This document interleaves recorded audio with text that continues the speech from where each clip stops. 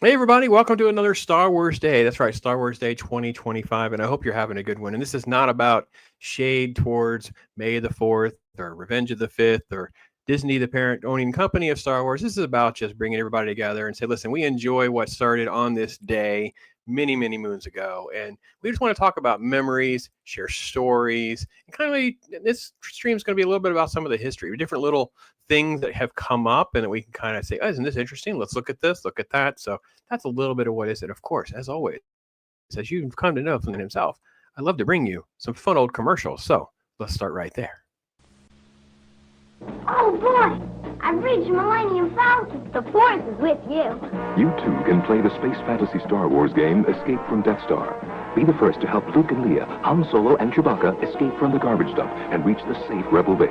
The Force can also be against you. Back to the trash compactor. You spin to get past TIE fighters. I win! All right! Escape from Death Star. It comes complete with everything you see here. New from Kenner, from the Star Wars collection. I'm Darth Vader. I'll beat you to the finish. I've got Luke, R2-D2, Chewbacca, and all the good guys. I've got the Force. I've got the Force. It's the blazing power of the new Star Wars SSP van set with features like headers, mag wheels, custom grills, and space-age graphics. Yeah! The good guys finish first. Till next time. The Star Wars SSP van set by Kenner comes with everything here. Each van also sold separately. My space age graphics is my favorite part of that. Oh my gosh, that's so great. So, folks, I tell you what, it's a blast to go back and rewind the clock and try to fill in the gaps for you on some of these crazy things that we had. But with me, if you don't know the old guy at the end of the bar, I brought him in. He's right here with us. Troy Pacelli has been with me really early on in this sort of like new era of Pops here on YouTube.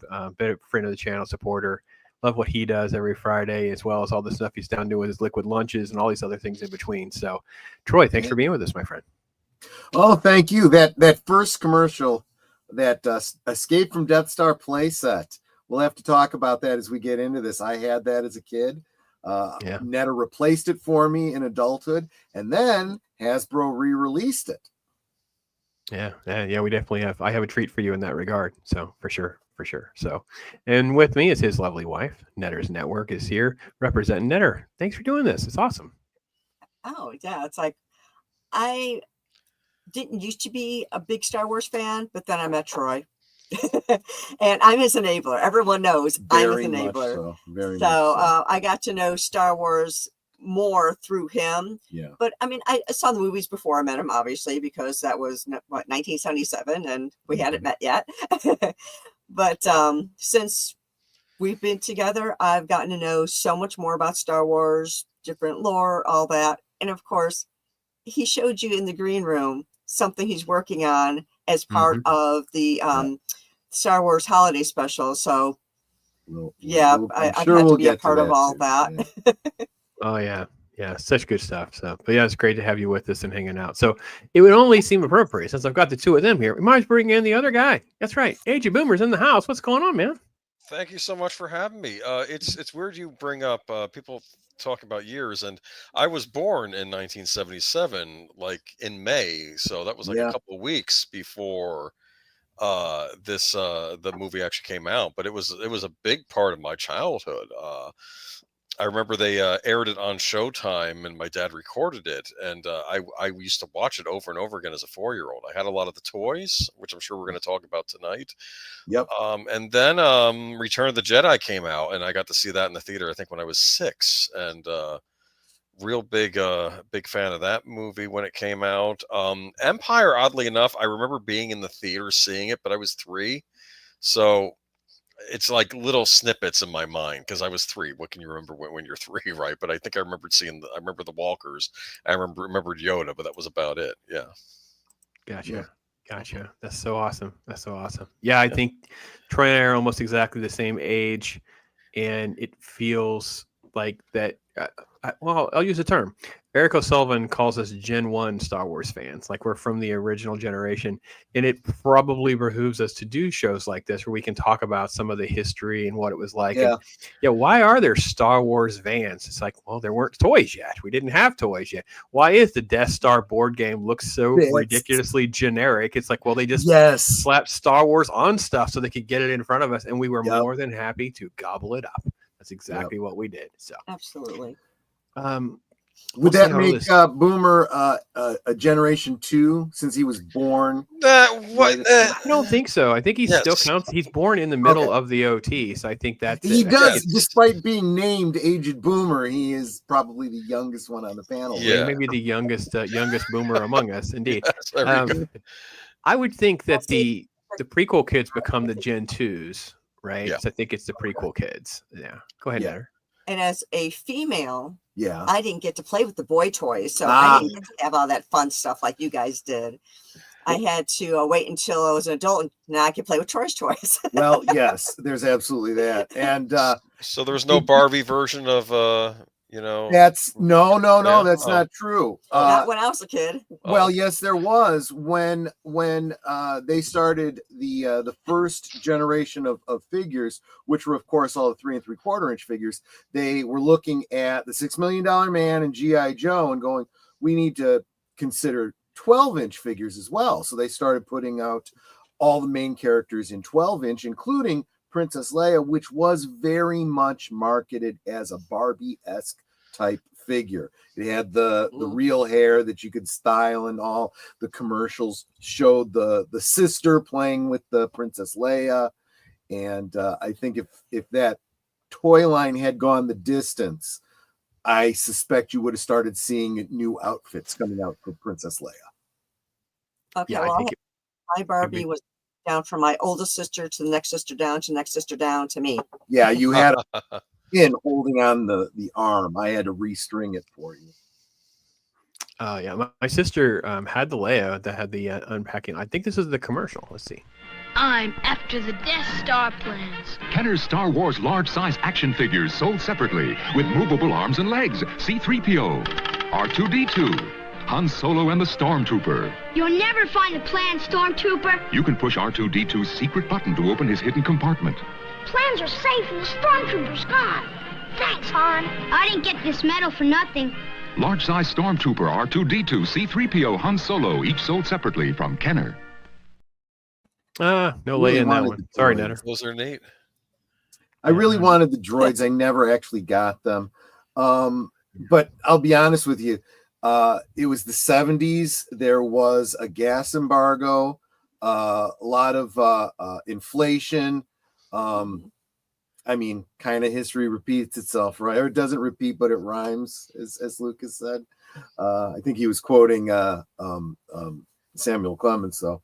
But I realized even at a young age I had to economize if I wanted to be able to collect, the maximum amount of Star Wars toys and the accessories and the play sets and the vehicles.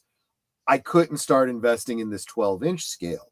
It would be too expensive. Mm-hmm. And I think that most kids were in the same situation. That's why the 12-inch didn't get second and third wave, and it just kind of went away. And the way my mother would have looked at it is Princess Leia's with the Star Wars, so that's a boy thing, so that's not for you. Which is ironic because my mother, when it came to like the Mego and the superheroes, she'd be like, what do you want Catwoman and Wonder Woman for? Those are girl toys. Yeah. I really had to get firm with that and go, Mom, I need the whole Super Friends collection. I need all of them. Now, see, here's what's interesting. I did have an older brother. He's 10 years older than me.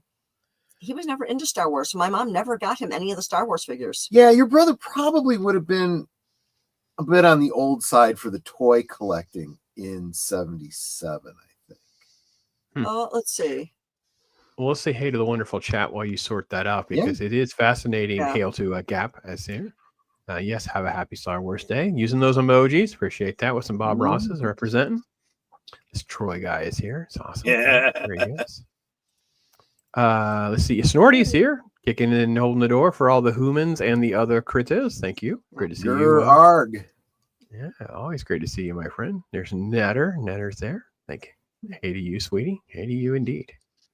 Boomer is in the house. Did I see a comment? I don't know. I may have missed you, but here you are. So Snorty says no Darth Barbie. Actually, I know they did Star Wars themed Barbies more recently. There might have actually been a Darth Barbie. I don't know. I don't know. I don't know about a Darth Barbie, but I know there was. So there's a trading card in the 1990s Topps Gallery where she's a Jedi, and they have her sort of. She kind of looks almost like edgy, like she could go to the dark side. So I like that. I always thought that was an interesting angle. So, yeah, Ned, so I don't know. It looks like they had her as Princess Leia. And of course, it's not all Barbie. It's other girls in the line. So they had a C-3PO, R2-D2, a Darth Vader, Stormtrooper, Chewbacca, and I don't know if that's another Princess Leia with the ceremonial outfit. The point being, these are very stylized, so they look like just normal people dressed in fashion, you know. So like the Chewbacca girl is wearing like furry boots with a fur coat and a fur hat, you know. Wait. 25. Yeah, my brother. Jeff says, yeah, there is a Vader Barbie. That's crazy. Yeah, that's what I was just looking at. Yeah.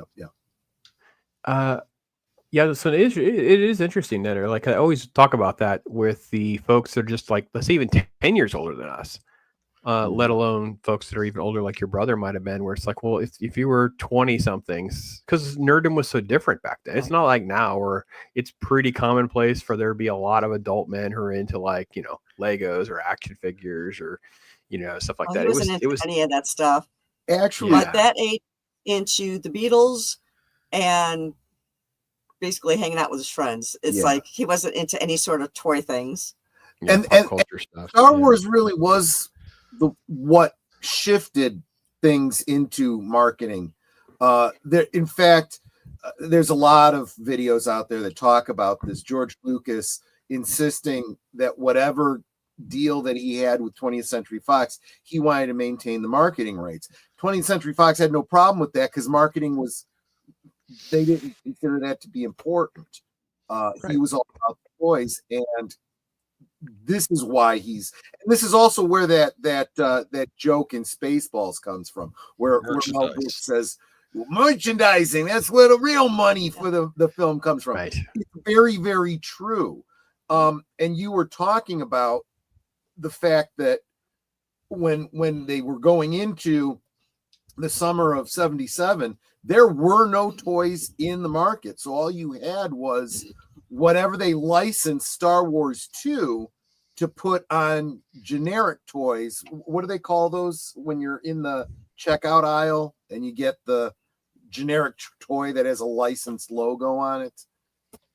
You know, they're knockoffs and rebrands and stuff like that was what it all was about. Exactly. That was the first line. Yeah. That shirt, if I'm not mistaken, comes from the fan club. This is the original shirt. So this is at the 76 Comic-Con. So that's the original 1976 shirt. They're there to promote the comic book and stuff, folks. Mm-hmm. And yeah, this is what the nerds look like. It definitely doesn't have that feel of the Comic-Cons of today, does it? No, not I love shots like they that. were all fan cons. They were Yeah. all pretty much fan cons back then. Yeah. and Definitely you- got that pocket protector nerd feel, though, doesn't it? It just totally. Exactly. And Boomer and I are always talking about the fact that there was no internet at the time. You only found out things by word of mouth, magazines, fanzines, you know. Mhm. That's the only way you found out about this kind of stuff. Yeah, this is one of the flyers based, and again, it was still called the Star Wars at this point. It was not, they didn't even drop the when this actually came out in 76. So this is one of those flyers that they had back then. And there's Roy Thomas on the right and Howard Shakin on the left. talking about this comic book license and just trying to push the comic book. That's what this was for. I mean, Comic Cons used to be about comic books. I know it's hard to believe, isn't it, Age of Boomer? It's hard to believe that was the thing back in the day. Yeah. No, I mean, I remember earliest convention I ever. I'm sorry. There we go. No, I'm sorry. It's StreamYard didn't put me back to where we were, so I was like, "Hey, what happened?" So, go ahead. I'm sorry. No, my only real convention I went to as a kid was a Star Trek convention, which I believe was in '89, I think. And at that point, people were showing up in costumes and things like that. But yeah, that's interesting. And yes, thank you, Gap. It was rack toys. I was trying to remember the term for. Yeah. Okay. Yeah. So I wouldn't argue that van commercial that you showed would be a rack toy, but it was a similar concept where it was a generic toy that got the license and slapped it on just to get something out there.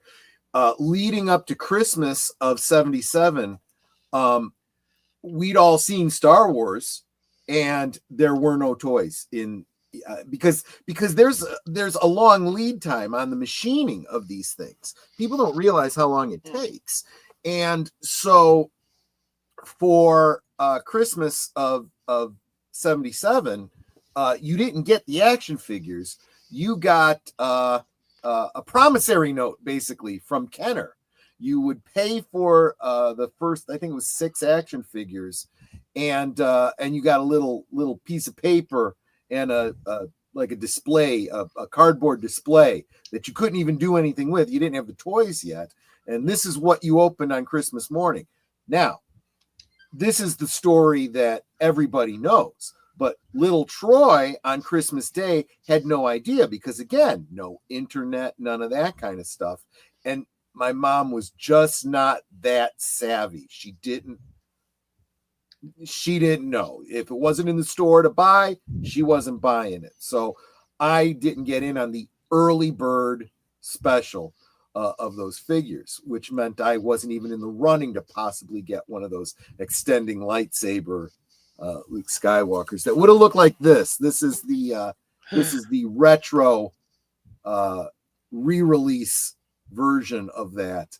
That I will be opening this. I will be removing that lightsaber and replacing it with a replica telescoping lightsaber so that the little Troy can say, "Hey, I got the telescoping lightsaber." Oh yeah, then there was when my mom was moving from Illinois to California, and she's packing up her stuff, and she's like, "Troy, you like Star Wars, right? Like, do you collect the cards?" And he's like, "Well, yeah, I'm interested in anything Star Wars." And she pulled out of her closet 2 complete full sets of the original 12 packs. 12 packs. Yep. They were in almost perfect condition. The cards were a little bit curved, but by and large, very good. I did end up selling them off while they were still particularly valuable to upgrade my collection. But boy, that was pretty wild. Wow. Yeah, I mean, I even tried to tell my mom, these are worth a lot of money. Are you sure you don't want us to sell them for you? And they're not worth anything to me. They're toys. They're for you. Just do what you want with them. Yeah. Wow. Well, here's that teaser, folks, so if you don't know that story. Star Wars figures. R2-D2. Chewbacca, Luke, and Princess Leia. They're the Star Wars Early Bird set of figures. These action figures are not yet available, but this Star Wars Early Bird certificate package is in stores with this colorful Star Wars picture display stand and certificate to send in to get a set of figures by mail. They'll be sent to you at home between February 1st and June 1st. The Star Wars Early Bird certificate package, new from Kenner. Now, if I remember correctly, the 4 of them came in like almost like a little plastic dish. It's setting kind of sideways in that big. Yeah. Mm-hmm. Yeah, they weren't even on cards back then. Yeah, it's absolutely. No, and you did notice that the little boy was playing with that Luke Skywalker, and when he extended, that was the telescoping lightsaber. Right. And even though by the time they were on cards, they didn't have the telescoping lightsaber, the instructions on the back still explained how to extend and I think a lot of kids ended up pulling that little nib off the end, thinking that it was just stuck and they couldn't pull it out. Huh. But yeah. I never had a telescoping lightsaber, but I knew about the story. But I didn't know about the early bird stuff as much until I got older, and I hadn't seen one. The first time I saw one was at a Star Wars celebration. Oh, it was mint in the box. I don't know what crazy person didn't open this thing, and this is like long before the Star Wars boom, like really took off. So I went like when Disney first was doing a Star Wars celebration thing. Anyway, and it was like over $10,000, and that was probably on the cheap. This thing, it's so exceedingly rare. I can't imagine it not going to one of the California museums or something. Because I just couldn't believe it. I hadn't even seen one, let alone see one that was actually still sealed. I ever since then, pretty much the next mail away after that was, of course, Boba Fett. Everyone knows the legend of Boba Fett, right? And I mailed away for that as well. Got the original Boba Fett mail away. Was disappointed by the lack of the firing backpack, and so ever since then, I was all over every single mail-in. They had mail-ins for new figures in each wave. I had my proof of purchases ready because I just started saving proof of purchase left and right from that point on. They had one for dioramas. I sent in for that. Accessory packs. I sent in for that. They started doing the same thing in the 90s with the Power of the Force figures. So I got like the Bomar Monk, and there was the first one actually was I still have the glow in the dark Kenobi.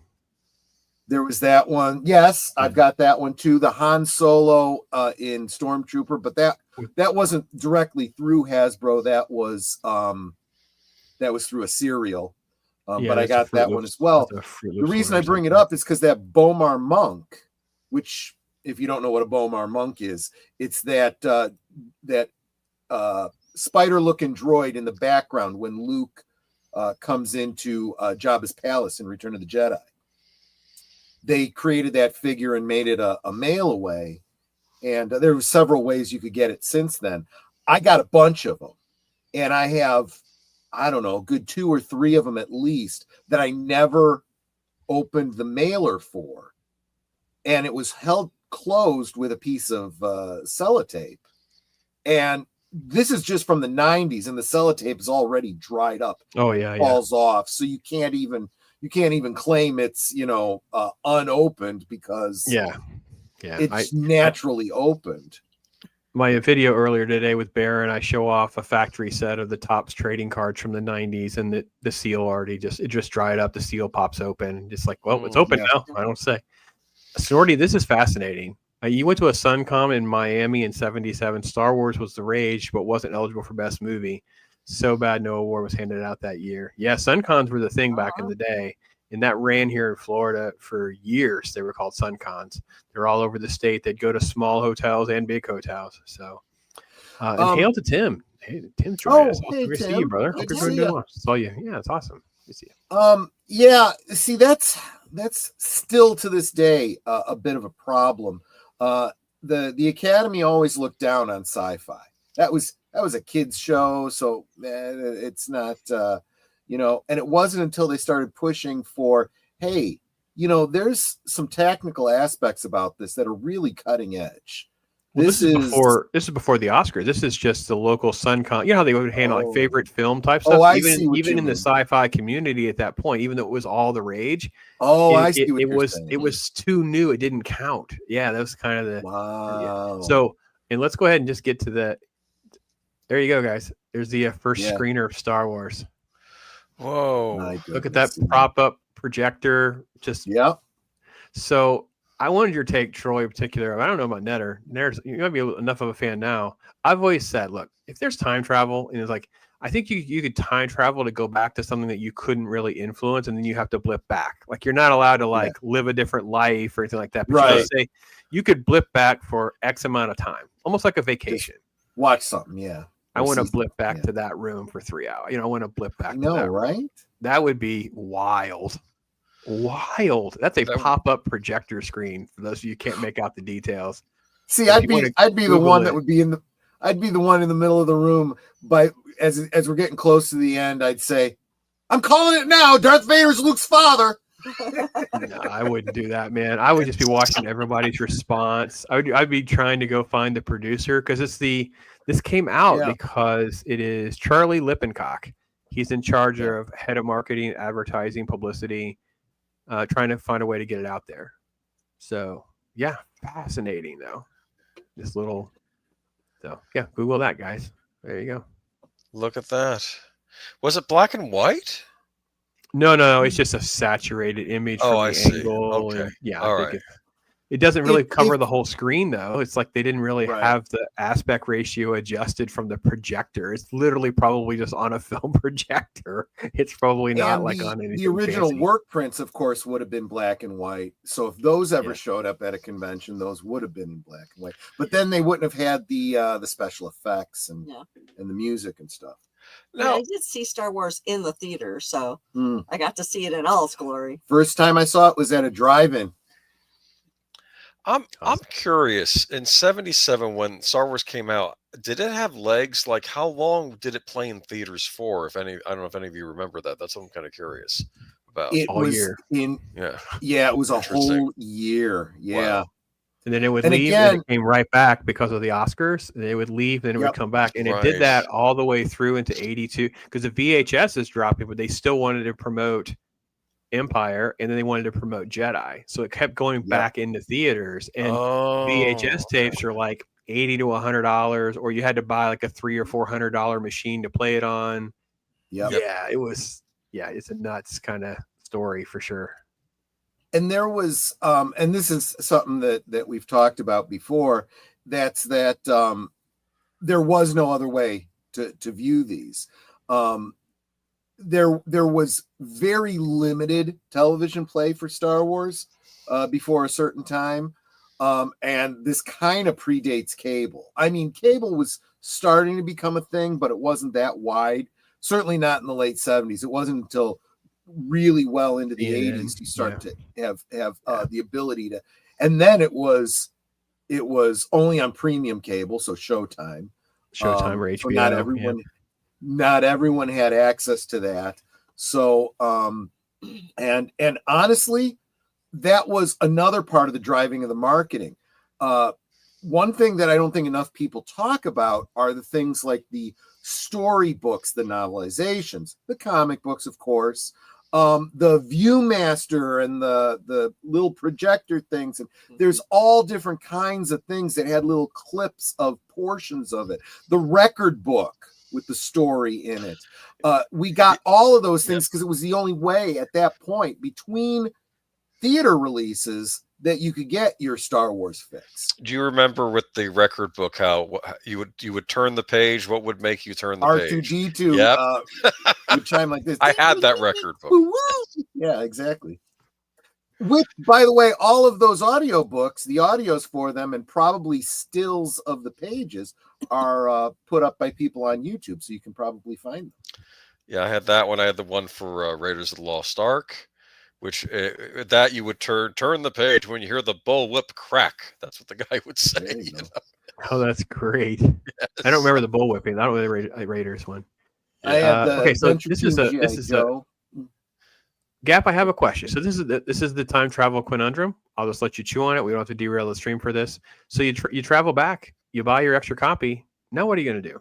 Because you got to go back based on my rules. I preset my rules that you don't get to stay there. You have to go back and come back.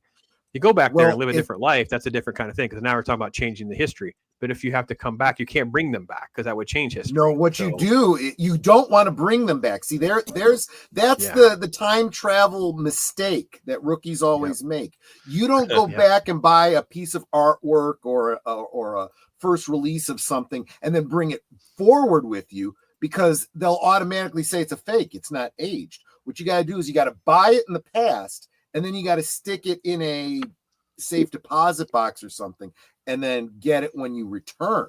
It's got to be 50 years old for it to be. You'd have to go back in time, buy a safety deposit box or a storage thing of something that you have you've pre-checked to make sure will still exist, right? No natural disasters that it didn't get wiped out. I'd have to have someone like Netter helping me, making sure that I got through all my details to make sure that we researched the fact that there wasn't like a hurricane or a flood that took this out and destroyed my storage unit that I paid for from 1978 all the way through to now. That'd be my luck. I'd go back. Yeah, I don't know. I trust me. See, I'd put trust everything me, Gap, on I've pallets, so it's not kind on the floor. Well, there's that too. Yeah. Yeah. So it's on pallets, so it's off the floor. So if any water gets in, your stuff's not getting wrecked. Anything would be in plastic bins, not cardboard boxes, because mice like cardboard.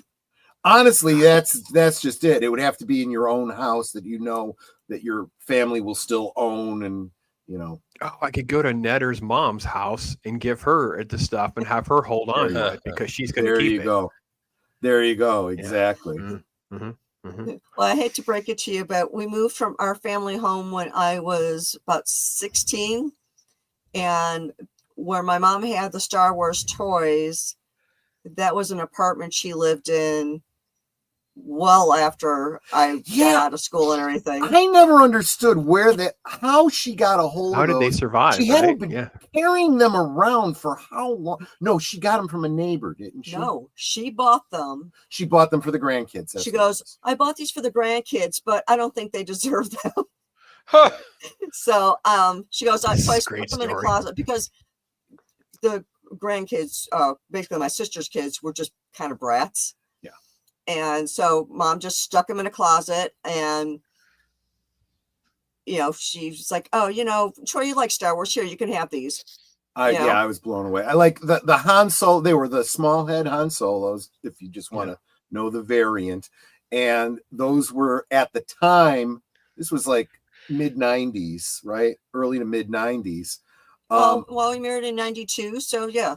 And they were going for I think the market value for each of those Han Solos was $320 at the time. Yeah. And like a Stormtrooper was like 180. And the Jawas had cloth capes. They were cloth capes. They weren't the plastic ones. I mean, let's face it. I've never even seen a plastic cape that I was certain was legit in the wild. I think Baron has some, because he has these toys. Again, if you haven't watched this show with him, he opens up. He had 3 of the rectangle storage things that he still has. These are his figures. And he keeps the accessories separate in the blockade. Not the block. What's it called? What's the transport vehicle called? The Sandcrawler. No, the Rebel. The Rebel Cruiser. The Rebel Troop Transport. Yeah. He keeps all the accessories in that thing. So all this, but he mentioned vinyl. It was as much a figure carrier as it was a ship. But see, that was another one of those ones. I understand why they changed it to a cloth cape, because they were doing what were you going to say? I was just going to say he also had a blue snaggletooth. I'll get to that in a second. I understand see, because all of the characters with capes had these vinyl capes. And so it just made sense that they were going to do the same thing with the Jawa. I think that the thought on it was, because it was such a small figure, people didn't feel like they were getting their value for it. So they switched it up to the cloth cape. And honestly, that cloth cape looked better. I don't understand why that didn't lead to a trend of more cloth goods. We didn't really start seeing cloth goods until Return of the Jedi. Right, I remember really those. Towards the end, and now even the repro crowd and the customizing crowd is going back and doing replacement capes and things like that for your old things in cloth, which is how they would have done it later on. But that blue snag, there's another example where I wanted that thing. I saw it it had to have been in the Sears catalog. But I didn't know that, he Sears told the story in that video we did. It's so great. It's such a great story. Okay, so I won't get too into that, but I've had this love relationship with that. So of course I bought the Stan Solo reproduction of it, so I've got it now. And then just come to find out that this last May the 5th, the fake Star Wars day, when Hasbro did all of their announcements, they announced that there was going to be a re-release of that Cantina set with the 4 figures in the modern style, in the, same packaging, but with the modern figures repainted as though they were the originals. Exclusive through Target. And again, when you get Target involved, and Hasbro is not, is a cluster F to begin with, they screwed it up. And everyone who put in, everyone like myself who put in a pre-order for it, I actually had pre-ordered 2, they got canceled. They said, sorry, sold out. And we're like, what do you mean sold out? Only come to find out now they're in the darn store and people are finding them in the wild. And guess what? It's all the scalpers picking them up and selling them for 3 and 4 times market value. It's just ridiculous. I touched a nerve. So, sorry, folks. I touched a nerve. Well, it's a story that we'll make it's a story that needed to be told. That's good. All right, we'll make him happy again. Here we go. Here's the new Star Wars Death Star space station that you put together. Action figures each sold separately. Darth Vader's firing a laser cannon. It's been hit. He's at the loop. Take the elevator. Hurry! Now cross the light bridge. You won't escape me. Jump, Luke. Oh no, the trash compactor. There's a trash monster. The wall's closing. Save! Kenner's new Star Wars Death Star space station. Action figures each sold separately. Oh my gosh. That was a wonderful. Did you have one of those, Boomer? I did, because even though I was born in 77, I got that as a hand-me-down, because I think when I was like 4 or 5, I was in the Star Wars, so I had some cousins who weren't playing with the toys anymore, and they gave me all their Star Wars figures, and one of the things was that Death Star set. I got one of the older Luke Skywalkers with like the lightsaber that came out of his hand. I don't think it was that very first one like we saw, but it was certainly model. But it was really neat, and I don't know if it was complete, but I do remember the gun that you could knock off the perch. I remember the and it came, I think, did it come with foam rubber pieces, or am I thinking of the miniature? Yes, it did. Okay, yes. That trash compactor you filled with the foam rubber pieces, put your characters and the in there, yeah. And I would put my characters in there. I remember having that set, and it was weird because I've told Troy that I also had the miniature sets that they only made for. I was a big fan of those as a kid, but it was neat getting this Death Star and seeing like a different take on a similar play set, but this time for like the full size action figures. And no, I did have that. I didn't have a lot of episodes.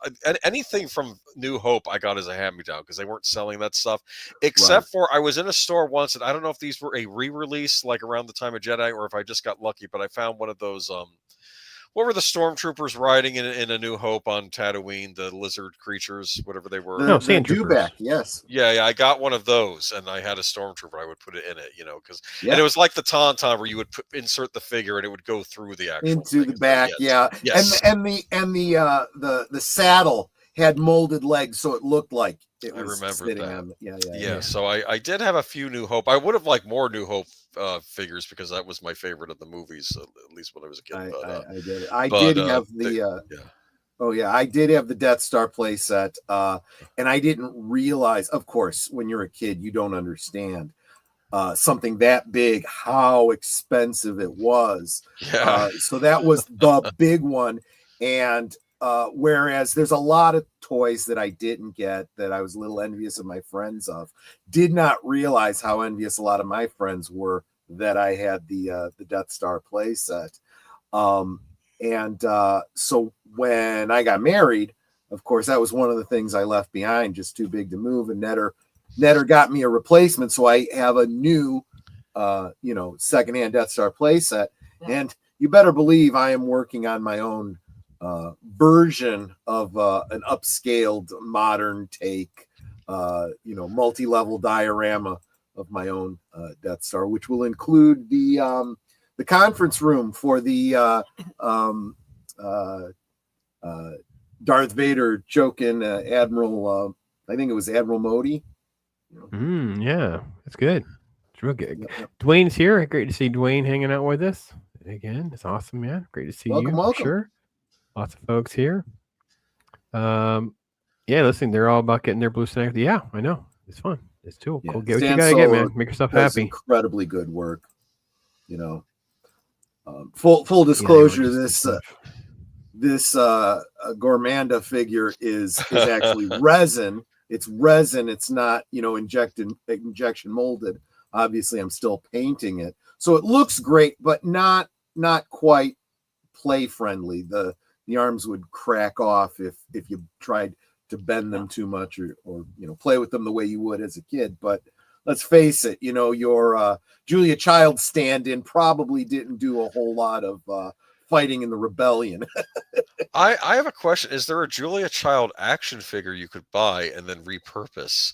I don't know. Somebody tell me if there's a Julia Child action figure. If not, it would probably be an easy one to make. Do you have your what was it, the I want to say itchy and scratchy? It's not itchy and scratchy. The Itchy and lumpy. No, I've got those over on the table. What I do have here, however, is my Chewbacca Life Day figure. So it wasn't too very long ago that Hasbro did a promotional I'll do it on this side, Chewbacca from Life Day. This is interesting because underneath the cloth goods robe is a completely new sculpt of Chewbacca. He doesn't have the bandolier molded to him. It's the only naked Chewbacca underneath his robes, but fully articulated in the newer style. And of course, I have my custom version that I made myself with printed the card and whatnot. That's not a retro figure. That's an original Chewbacca in a cloth goods robe and a little bead. And there's these ones. Yeah. Because didn't you custom all three of those? I did. I custom all three of them. I did the entire family. The Lumpy is a reworked and repainted Ewok. Of course, Mala is a original Chewbacca, just repainted with frontal enhancements, an augment to the chest, and a cloth goods apron. And this is a resin paint Lumpy. I did that one myself. With I imagine that they would have, for accessories, they would always reuse. That would have been a reuse of the Emperor's cane. So if you guys haven't seen it, this is how this comes to fruition. From Kenner, Star Wars Holiday Special Collection comes Mala, Itchy, Lumpy, and all 20 action figures, including the new Bloodlow, Zutmore, and more, each sold separately. And now, Akmina, Star Wars bartender, with her drink dispensing pitcher. Akmina is not yet available in stores, but you can get her free with 4 proofs of purchase from any Star Wars Holiday Special action figures. Details on specially marked packs at participating stores. Offer expires May 31st. Star Wars Holiday Special action figures, sold separately from Kenner. That's so freaking good. You did have it. I'm prepared. I showed it this morning. I showed it on this morning's show stream because we ended up down the holidays. So people hadn't seen it. So I put the link in the description for folks who hadn't seen it. That's awesome. That is awesome. Yeah, I thank you so much. I really like doing that commercial. I do have others in mind that I haven't gotten around to yet, but I absolutely even the voice. You did good. That's really solid. Because I literally copied the cadence and the look and shot for shot the commercial for the mail away for Boba Fett. That's exactly what it was. And I think the original one was with his rocket firing backpack. And I'm like, well, Hakmina and her drink dispensing pitcher, because that's the accessory you would get with it. And the music you used, I believe that was that also used on Star Wars action figure commercials, if I memory serves? Yes, it was. Definitely. And in the video, I do attribute where that piece of music comes from. There is another stock piece of music that was used in other commercials that I've been unable to find, but I found that one. So, so there you go. Well, let me transition to something you guys, I think Troy and Boomer, you guys have talked about this, right? Mm-hmm. The radio drama stuff. Oh, yes. Yeah. I'm very late to the scene on the radio drama stuff. This is one of the things that are on YouTube, folks. You can just put in radio drama. People have done this remastering. They put it to images. It's almost 5 hours long. Yeah. It's beautiful. It's a lot of fun. Kind of just goes through some different things that are just interesting to have an interpretation on. So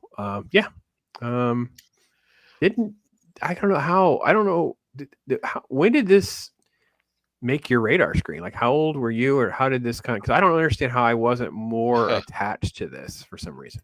I have my own story. Troy may have his. Go ahead, Boomer. I used to get these catalogs in the mail. I think it was like the Mind's Eye catalog, and I was very interested in getting like an audio drama version of The Hobbit. But then I noticed also in the same catalog there was the Star Wars radio show, and I'm like, what is this? So I think for Christmas one year I requested it.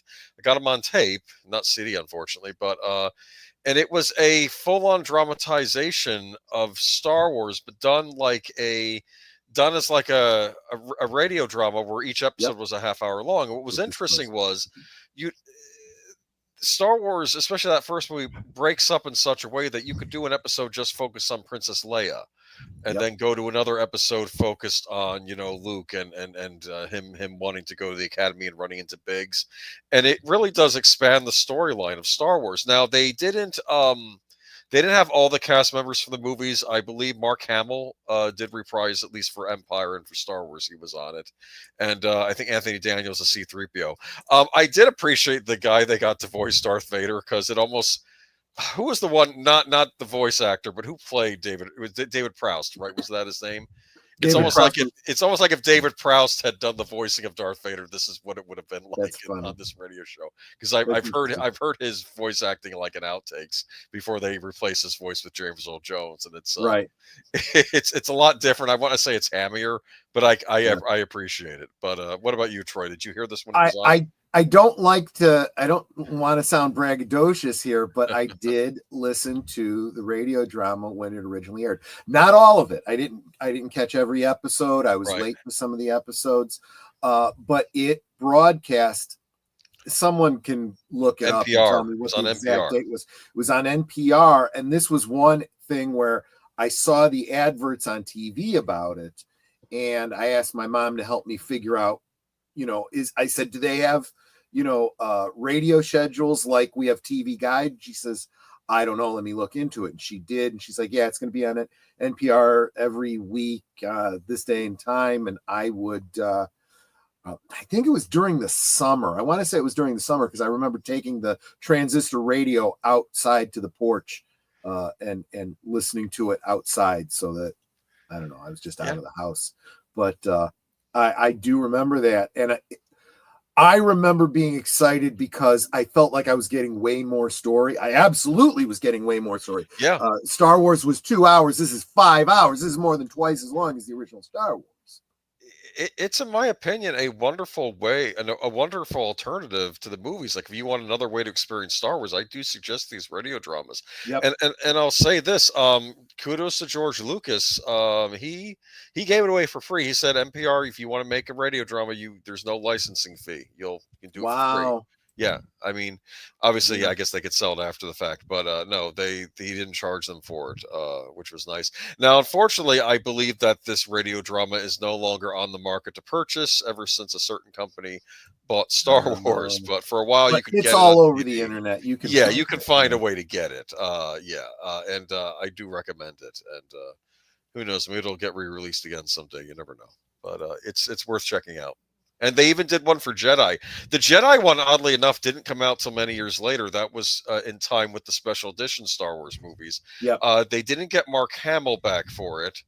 I guess he was too busy doing voiceover work for various cartoon shows. But they, the guy that got the voice Luke's pretty good, though. And there are other neat little things in the Jedi one. You get to hear Ed Asner as the voice of Jabba the Hutt, and it's basically just him doing garbling sounds, like Jabba does. That's interesting. Yeah. But no, I liked all three. I think the one based on the first movie is the best because I think for whatever reason that movie lent itself well to just doing these episodic things.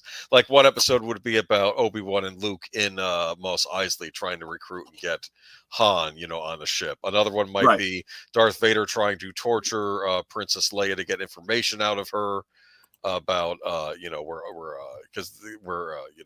they actually go into that torture sequence. It's only alluded to in the movie. You get it in the radio play, and I think it ends with Governor Tarkin blowing up Alderaan. That episode. Now I will say, I do know that some of the story, extended story, if you will, comes from the novelization. Novelization, because I had read the entire novelization. So when I got to the radio drama, I was like, oh, okay. See, I wasn't crazy. I read this in the book, and they added that. I think they drew a lot from the novelization. But yeah, they expanded even more than that. This is where between the audio drama and the storybook, the 8.5 by 11 magazine size illustrated storybook had a lot of scenes in it that ended up being from the deleted scenes like the Biggs and Tashi Station scenes and the Jabba the Hutt scene in the first Star Wars. All that stuff was fodder for the radio drama as well. So, when people were like, wasn't that in the movie? I kind of remember it. No, what's happening if you're confabulating all these other things that you saw and assuming that they were in the movie that you only saw the one time before, you saw all these other things. It is sort of just a nice lightning in a bottle coincidence of circumstance too, between the storybook stuff, the novelization, the record, the comic books, that he, even if he didn't mean to, these cut scenes, these details and all of that were building us a world that was so much grander than what's in the movie. And as kids, we were just consumed by it. It just kept getting larger and larger. Go ahead. Sorry. No. I was one of these very obsessive kids that I wanted to do and think and be everything Star Wars, to the point where I took the cover and I did tracings of C-3PO and R2-D2. I don't know why, I just did. So I was paying attention to all those when you trace something, you have to pay attention to the details. So one of the details that's very clear is that C-3PO's right leg from the knee down is silver, whereas the rest of his body is gold. I remember that from very, very early on.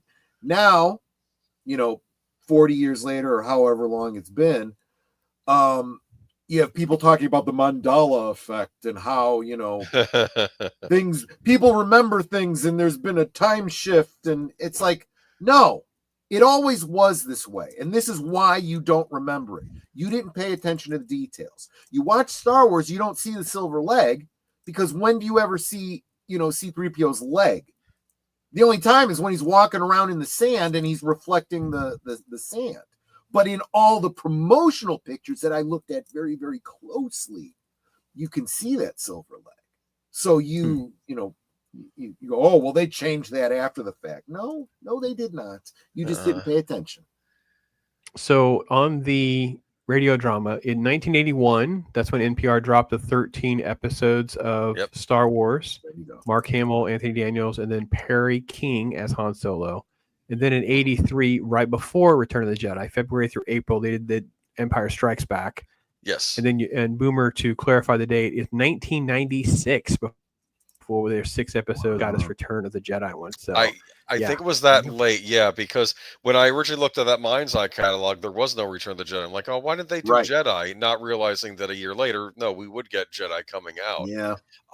There's a wonderful, this is something that the radio drama does, which I appreciated.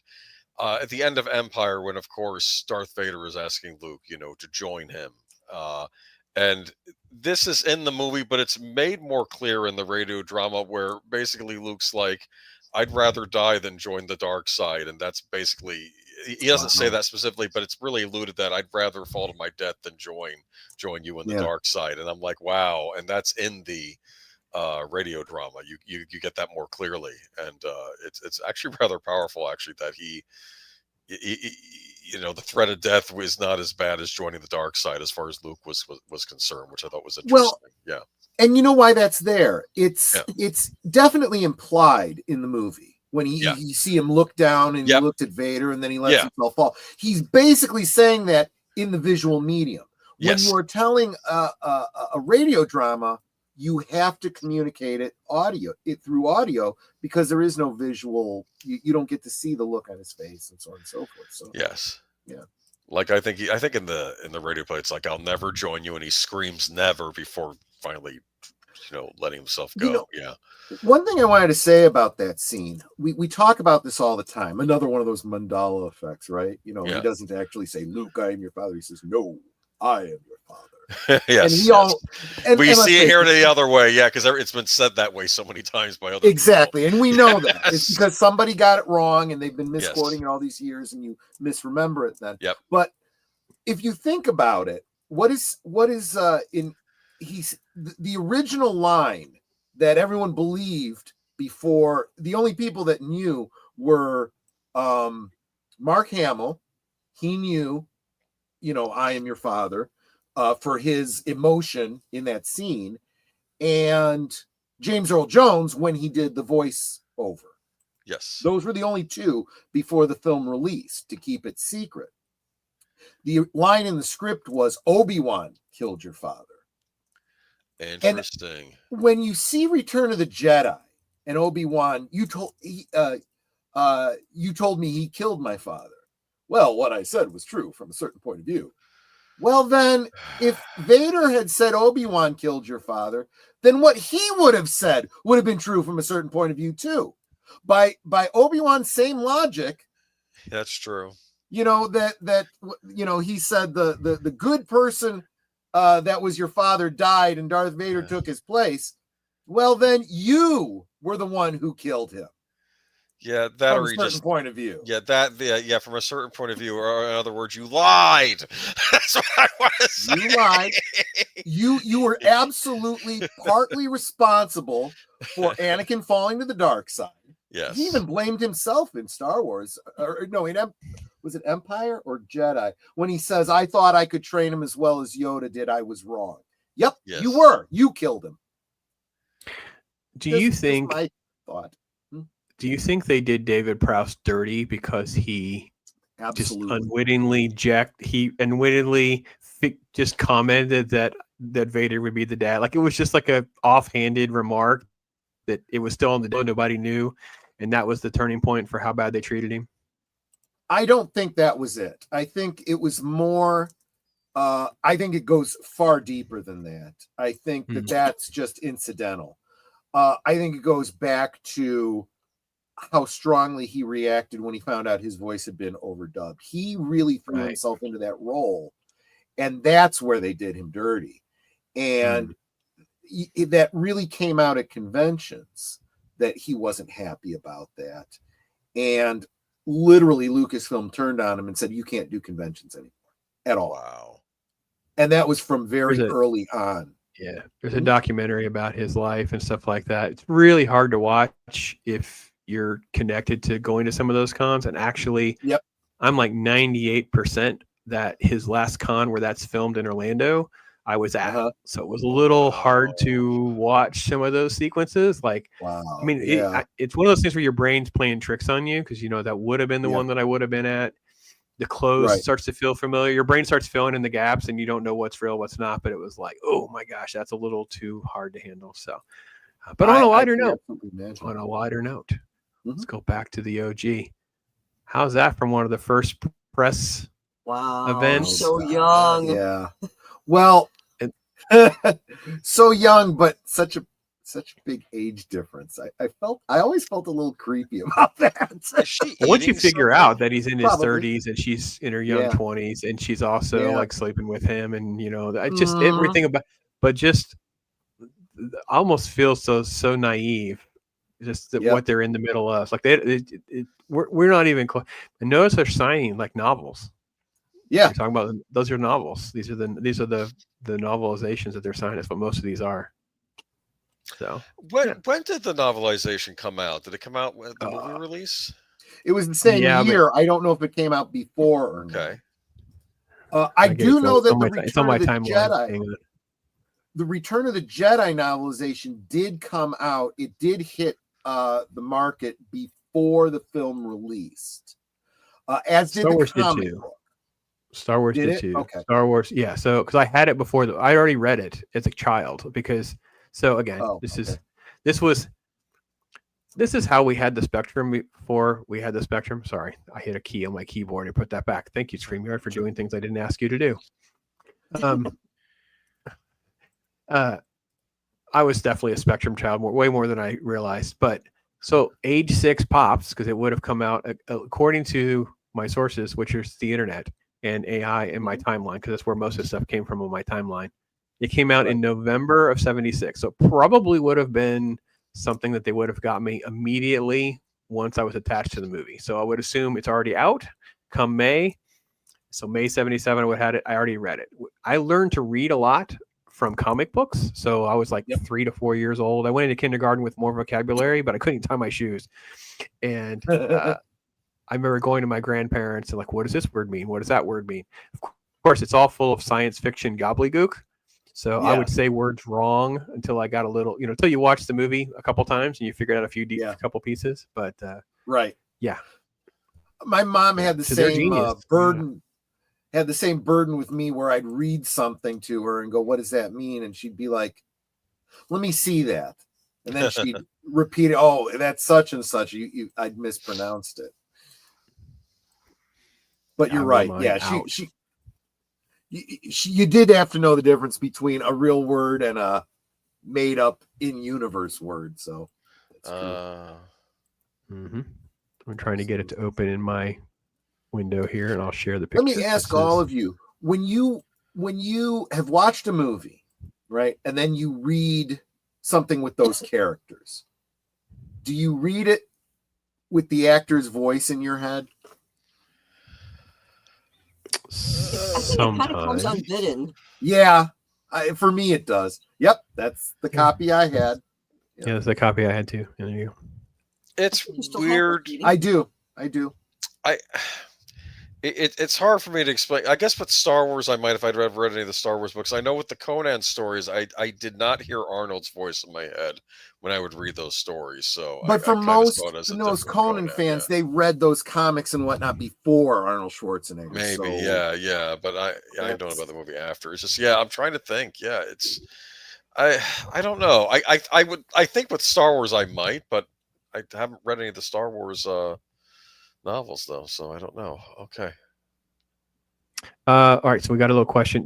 Comment question, however you want to look at it. Snorty. Yeah, there was an actor. Those films were seen ahead of time, hence the reason it came up later on. And they were adapted for the 1990s special versions or whatever. And there you go. There's what the actor looked like. Yes. So when you watch that edited version, Snorty, when he walks behind Jabba, he kind of has to step up, and it's like they added the stepping on the tail thing or whatever. So that was all because of this scene, how they kept the Han Solo, Harrison Ford pieces are kind of intact. So there was in the 90s I don't know if you call it a 2-figure pack. I guess you would of it was basically a repack of the Han Solo from the time with a Jabba that was more in that style. From that scene, I've of course got that, and I am currently working on a custom action figure of that Scottish bloke from that scene, and I've picked up from the next 17 the Marvel Comics iteration of Jabba, which was the Cantina alien with the white Fu Manchu. It looks kind of like a dog face, and he's got the red Imperial uniform with a green cape. So there's 3 different versions of Jabba that I have action figures for, and I'm going to do a diorama of that scene with all 3 of them. Like 3 different pictures. Cool. You guys are killing it in the chat, by the way. Just love you guys. You guys are just fun. So, yeah. Yes. Always. Yeah. And Dwayne, of course, is with me on the comic book stuff. I was down the rabbit hole for sure.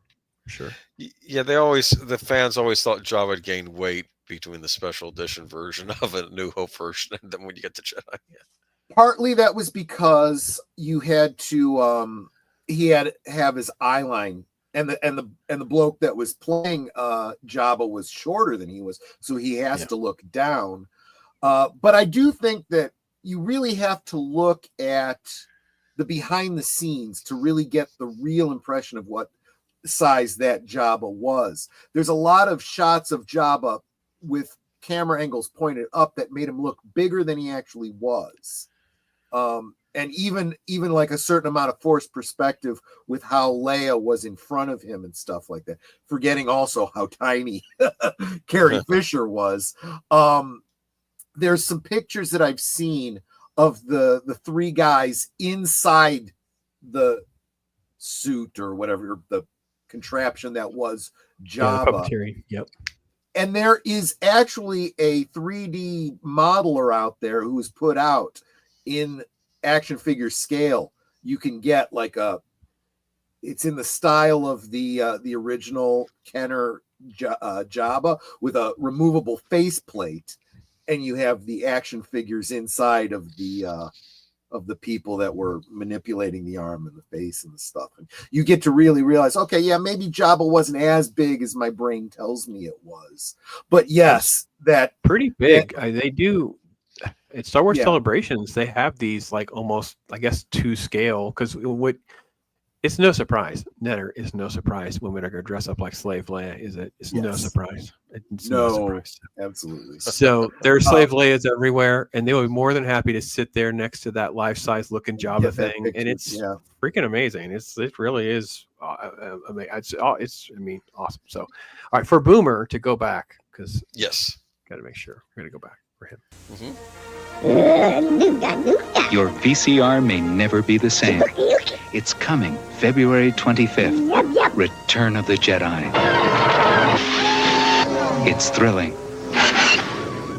It's dangerous. It's delightful. It's the movie our whole galaxy has been waiting for. So reserve your copy now and invite a friend over. Return of the Jedi from CBS Fox. Vicious. I gotta give them credit on that. I gotta give them credit on that one. They mix up the music so you don't get copyright claimed. So like the only copyright claims I usually get on Star Wars Day are from commercials that they play too much of one of the songs. So the earlier clip I did with Baron, there's a clip where I had to take the commercial is going to feel really weird to someone like Troy who knows the commercial because I had to take the song out. So they play 18 seconds, which is too long.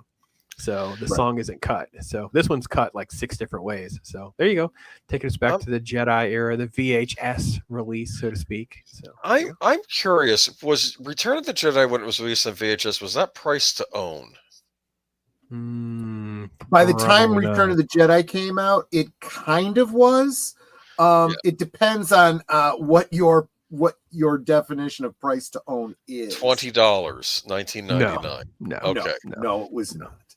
Because it wasn't until well into the late 80s, early 90s that the prices started getting down to that retail kind of a price. Because I remember we had an official VHS copy of Jedi. Star Wars we just recorded off the TV. I do think that it wasn't that CBS Fox edition of Jedi. It must have been a later VHS edition, not the THX ones that came out later. But it was an earlier version of that. We had that on VHS, and I also had seen Jedi in the theater a couple of times. Empire, it finally aired on Showtime well after Jedi, and it was weird because I had faint memories of that. I realized that this is like the one Star Wars movie I hadn't actually seen back and forth. This was like when I was like 9 or something. So I in some ways I kind of watched them in the wrong order. I saw A New Hope, then Jedi, then Empire. Now I think I knew the basic plot of Empire from storybooks and things like that, but I don't think I'd actually really seen the movie full on until I was a bit older. So the way the pricing went was when they first came out, they were like $80, I want to say. And they weren't priced for the general audience. They were priced for the rental market. Like the mom and pop stores and later. Yeah, they would that was an investment they were making because they were going to make that back on the rentals, right? And then what did they end up doing inevitably? Then they would, when they had, they had bought like 10 of them at $80 a pop, right? Yeah. Then after, it wasn't going, they weren't all out all the time. They started to scale back and they'd start selling secondhand their stock for a more reasonable price. You would get the tape to take home then, and then they would get down to like 2 or 3 copies.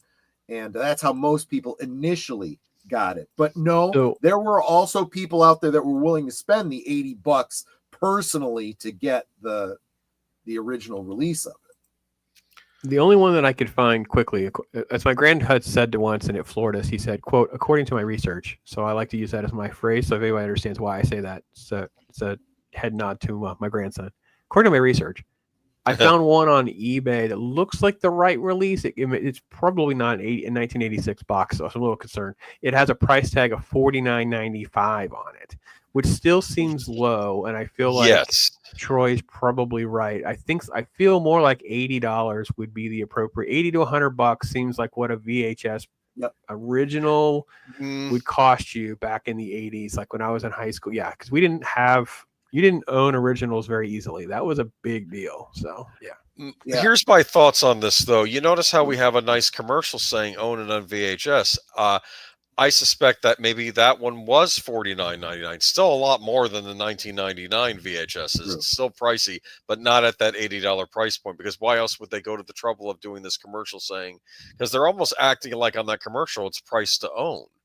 They're not saying go rent it at your local store. I think they were saying you can buy this. The prices were starting to come down by Return of the Jedi. Okay, so maybe that was again. I'm talking Star Wars. Oh, the original. Yes.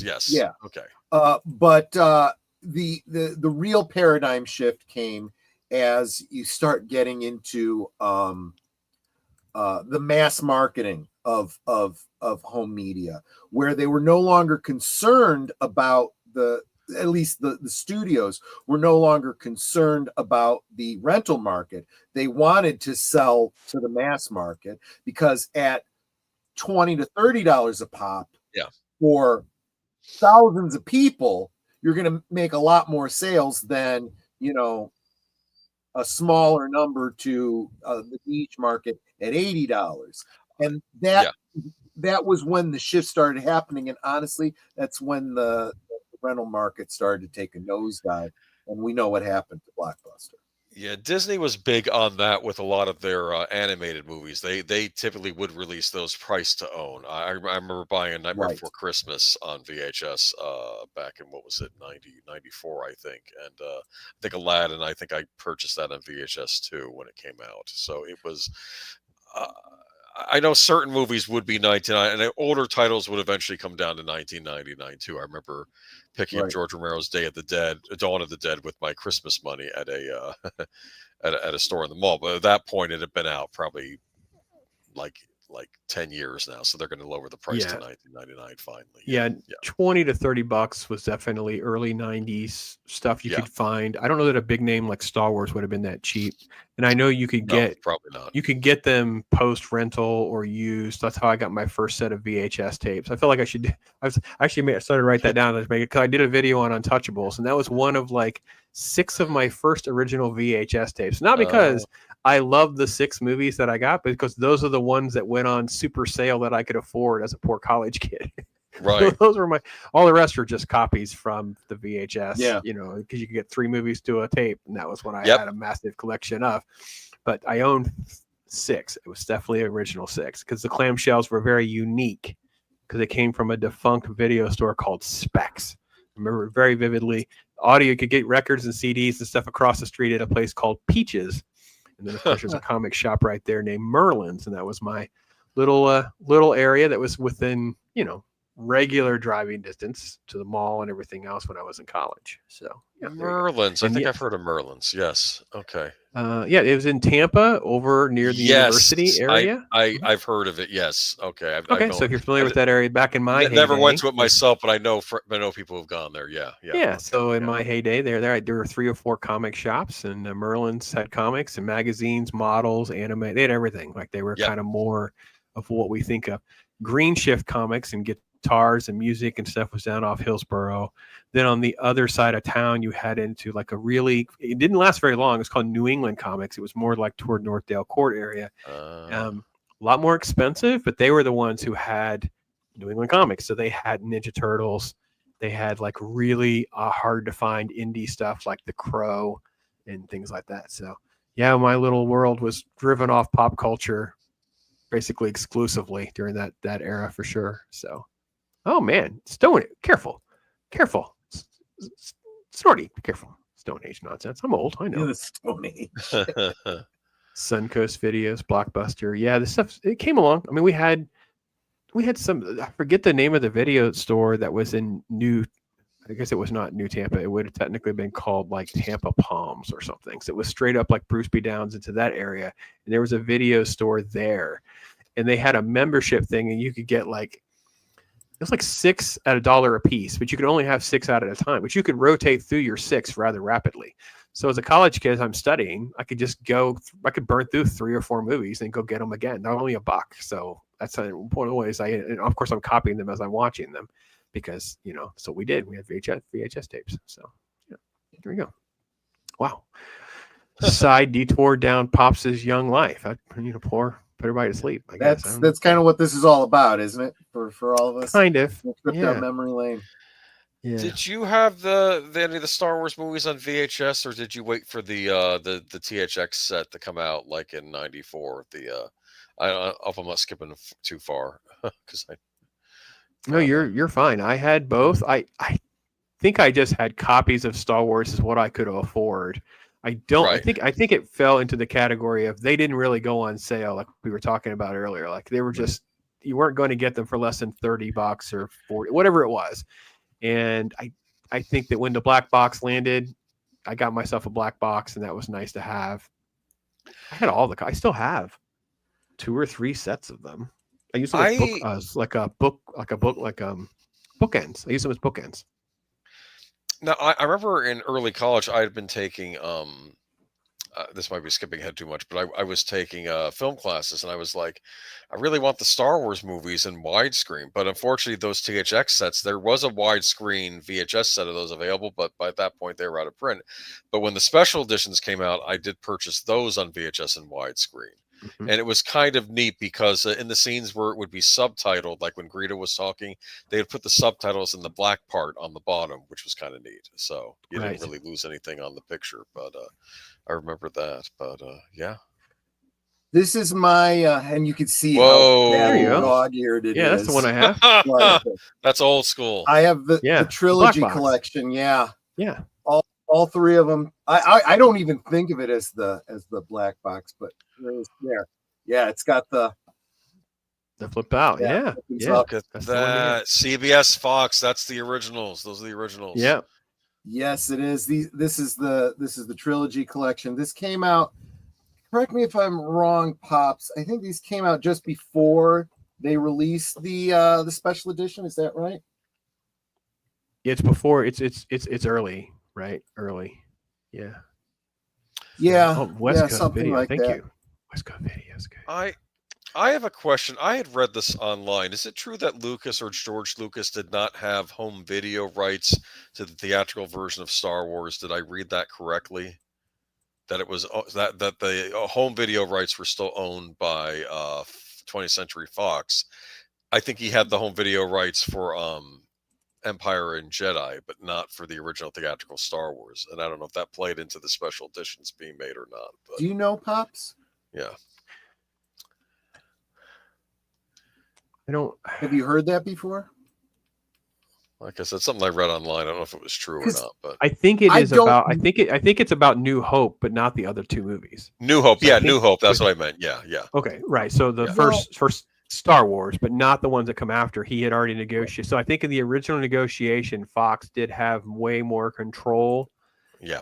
I don't know that means he didn't get paid something though. If it got aired or licensed out. Oh, sure. Right. I think he was still getting a check, but I don't think he had a say.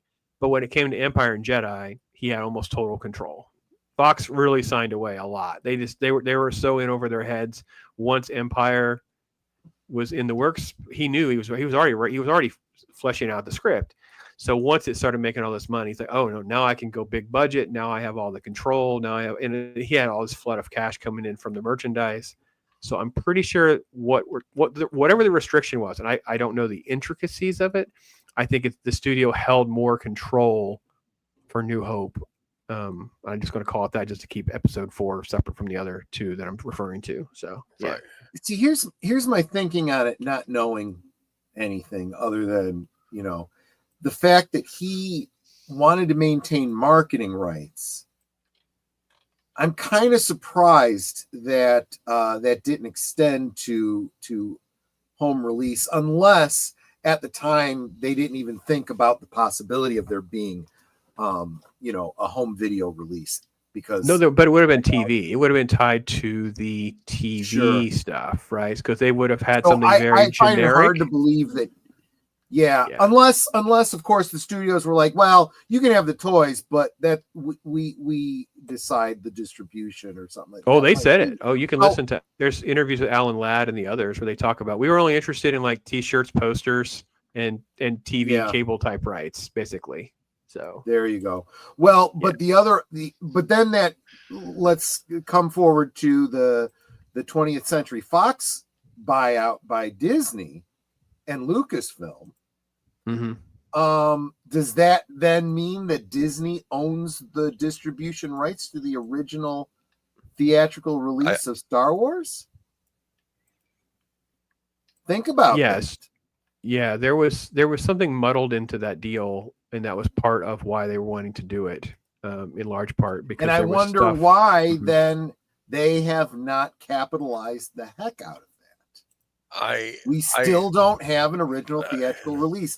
However, if you do want to see, well, of course, most of you all are savvy enough to know how to find it on the internet. But if you want an easy way to watch the original despecialized version of the Star Wars special, members of my channel will be able to watch that tomorrow night with me. I will be streaming it live on Members Night at the Movies on my channel starting at 8 o'clock Central. Awesome. You can become a member of my channel for as little as $2 a month. Cheaper than flying over to England. No, I'm kidding. You can see 4 movies minimum. Okay. Oh, for $2 a month. Yeah, exactly. Anyway, but it was interesting though how there's a work print preserved over in England though of that, right? Or I mean of the theatrical version, not a work print. We did a segment on Geeky Geezers about that. Yeah. That they are showing that over, or they did, or they are going to. I don't remember which. I think they've already done it. Shown the original release over in England, and they expected that to be completely sold out. So I mean, that the interest is there. Everybody knows the interest is there. Why whoever owns the rights on that isn't capitalizing up and down on that. I honestly think some people just hate making money. They want to waste money as much as they possibly can. Disney. Yes. I think there's still you just think it's there's still a lot of just ego stuff, and I mean obviously the Disney stuff is just out of control with the control they want and the bitterness that they'll hold, and it's such a weird lack of business acumen to kind of cling to. I don't totally get my head around it, but with Revenge of the Sith making $50-something million, just really not a ton of promotion. I mean, I got to be honest. The only reason my son and I didn't go, we both admitted we forgot. So it wasn't like the internet was, or the world was being blown up with ads reminding us to go see it. I mean, for example, literally within like 2 weeks, did you guys know like Last Crusade's going to be in theaters again? Like, what a blast that'll be! Like, go see Last Crusade. Yes, I'd heard of that. Regal showing it, I believe, right? Yes. Yeah. And maybe other And chains. these films are selling out, and you can't even get half a theater filled for new films. What does that tell you? Well, it's not just nostalgia either. It's not just nostalgia. It's also just how poor the writing is of modern films. I think. Well, it's a buyer's market, and I think that's what everybody needs to understand, right? I mean, we can just have a litmus test. If you know what's good, you want to spend your money on things that are good, and it kind of leads me to my other thought. I wanted you guys' take on. So, do you think? Because I think it's a buyer's market on Star Wars. Like if you're into Star Wars and you want to have like old merch, old toys, just stuff like that, I think it's a buyer's market with the exception of exceedingly rare stuff. Like, so yeah, if you're going to try to get the comic book #1 with the weird price variant, I'm sorry, there's only so many, there's only like 1,000 of them that even exist. They're just going to be expensive. Or you want Blue Snaggletooth, sorry, it's going to cost you an arm and a leg because there's only so many of them that actually exist. But for the most part, you could go around in a town and probably find original Star Wars figures, $20, $30, a lot of them. You can find vehicles, you could find stuff. I think it's a buyer's market, and that if there's any saving grace of where we are and stuff like that, awareness like this is some fun to do. I don't know, what do you guys think? Well, Troy would be more of an expert than me. Is this stuff up for grabs more than it was, or? Look, ever since eBay became a thing, the market has been rendered fair, is what I'm going to say. It is, if you, and actually, when it comes to pricing on eBay, I really do think Netter is the expert here. But I will. Because I research. Well, yes, you know how to research. When you go to eBay, and you see, you look up something that you're interested in and you see what it's priced at, that's the asking price. That doesn't mean that's what it's worth. That just means that's what that seller wants. And Netter knows how to do the searches where she looks at all available, sees what everyone's going for. And you can see the sold price for sure. And what it is sold for recently. Sold comps. Exactly. Yeah. The hard part that though is, because eBay is driven off auctions so much, though, you can have an auction that's poorly run that sells way too low, and then everyone's expected to adjust their comps. And I think that's part of the challenge. But again, buyer's market, pick and choose. But also, some of those cases, though, it could just be somebody has something they don't know what it is. It's just like, I got this figure. It's Star Wars, $5, and you usually find these ones for like 60 or more.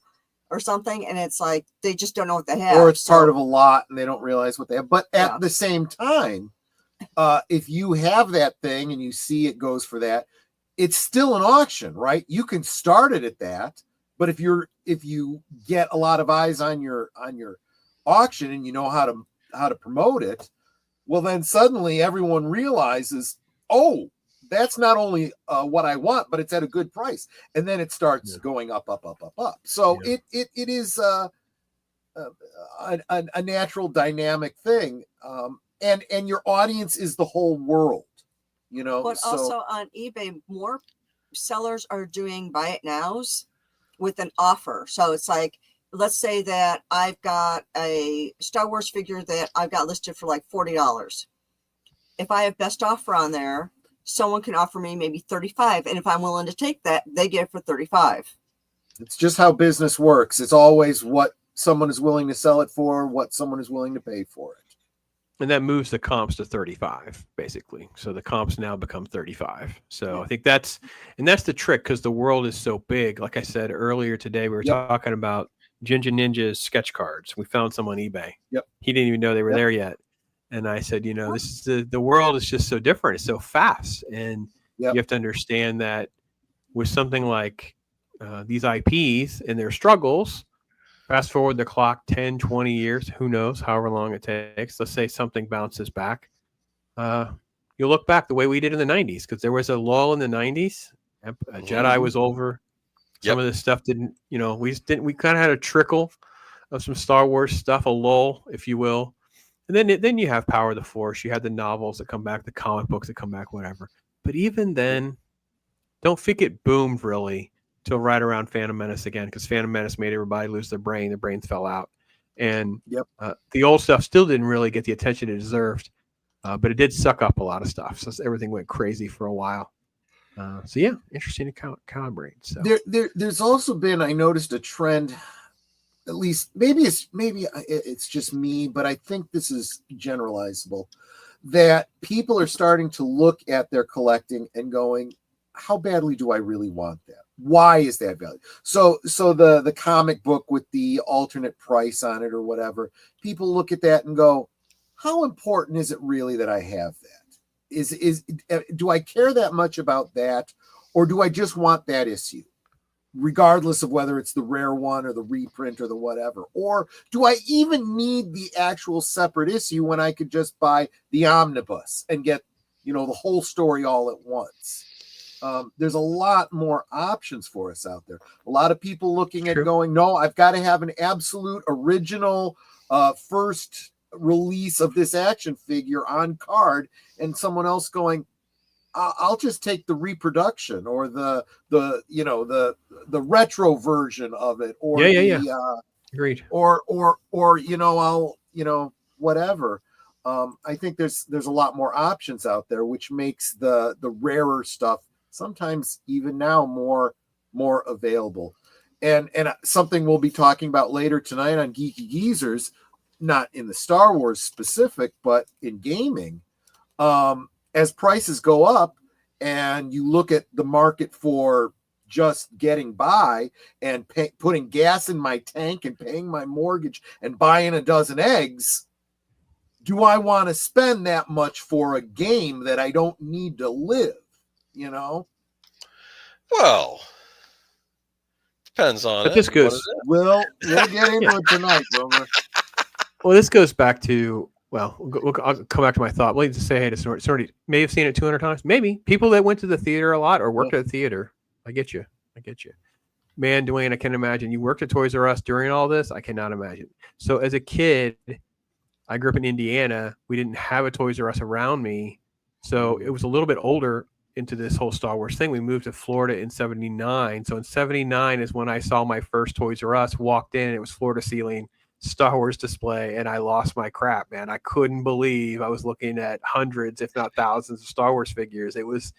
I remember it very vividly because that's not what we had. The first, all of 78 in the early part of 79, never saw anything like that.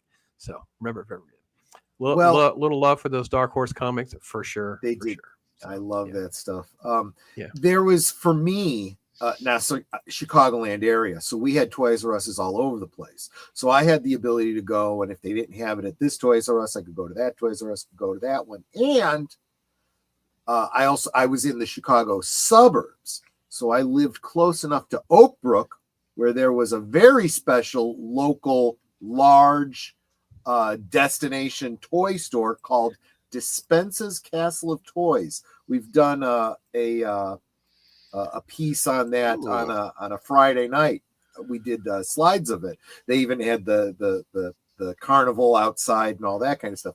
Well, that was a great little place to go. If Toys R Us didn't have it, you go to Dispensa's, and then you could talk to the owner and say, I can't find this. Can you go to your distributor and see if you can get it?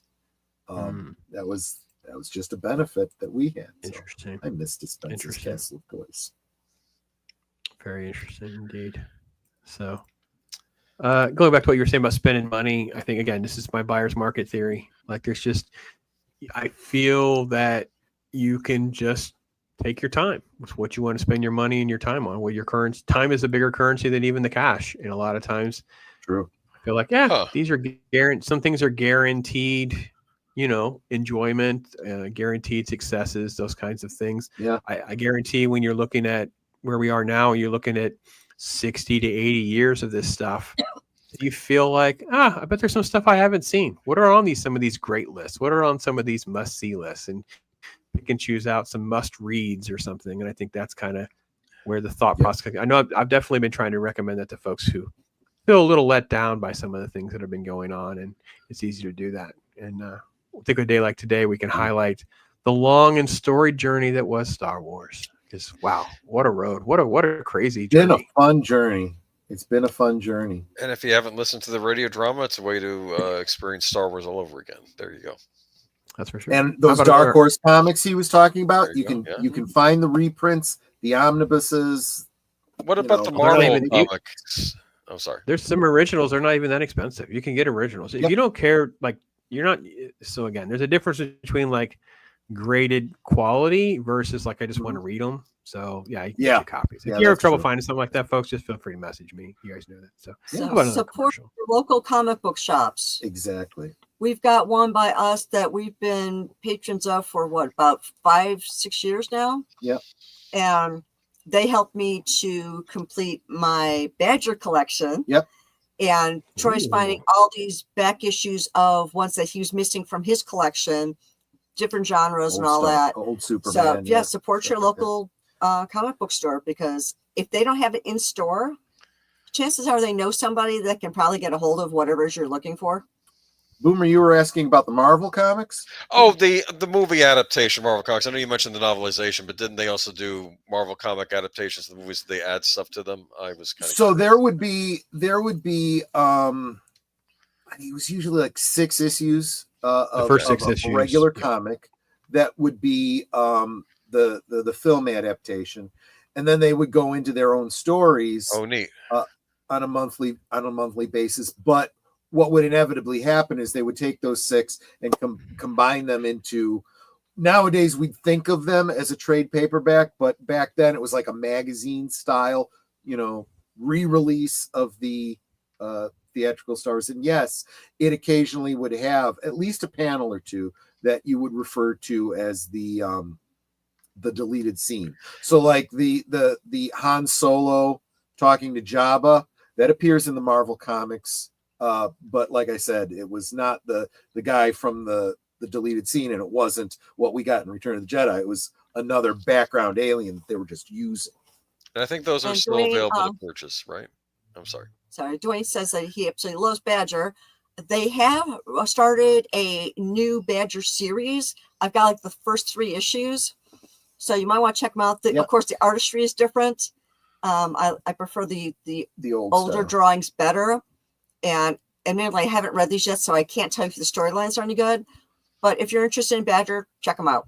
Again, with the Star Wars releases, you can, if you really care about original ones, you can look into it. But they are constantly doing re-releases of that and reprints and different collections of them. So yes, very easy to get a hold of. The first 6 issues adapt the first movie. Then they let the series kind of keep going, gets original for a little bit. They had some rules. They weren't allowed to talk about things like Clone Wars and stuff like that. It was real tricky. Archie Goodwin took over writing it, and he tried to really, figure out what he could get away with doing. They brought in some different artists and things like that. So it's about 3 years later it's in September. So it was after the movie came out, after Empire came out, they had the comic book adaptations, but they weren't special. It was just in the numbers. So I think it's 39 when it begins. But that's the first appearance of these type of characters.